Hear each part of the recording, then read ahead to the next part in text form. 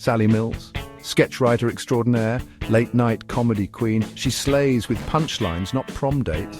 At the Night Owls, Sally's sharp wit is legendary. Celebrities fear her jokes, interns fetch her coffee. Life's good, even if love is a punchline in her stand-up routine. See, Sally's not your typical rom-com heroine. She's got bigger dreams than bad first dates. She'd rather write a killer sketch about a woman who invents edible sweatpants than actually wear them on a date.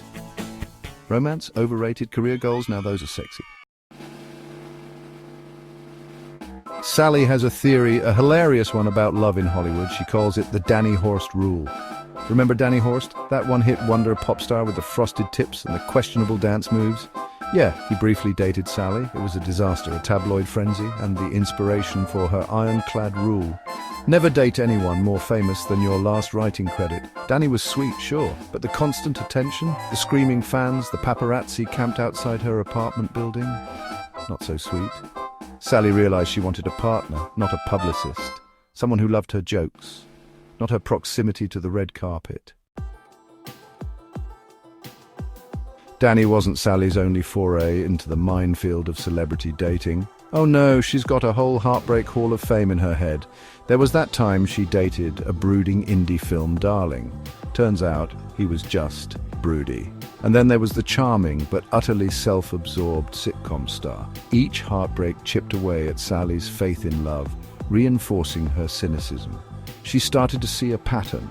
The bigger the star, the bigger the ego, and the less likely they were to appreciate a woman who could outwit them in a heartbeat. So Sally did what any self-respecting comedy writer would do. She turned her pain into punchlines, swearing off actors and musicians forever. One fateful Wednesday, the world tilted on its axis. Noah Brewster, Grammy-winning heartthrob, was booked on the Night Owls. Noah was everything Sally usually avoided, famous, charming, and followed by a swarm of adoring fans.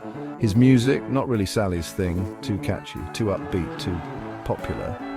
Sally, armed with her sharpest pen and her iciest glare, was prepared to hate him.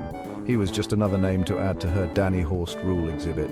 But then something unexpected happened. Noah Brewster laughed at her jokes. And not just a polite chuckle, but a genuine head thrown back, I get your sense of humor kind of laugh.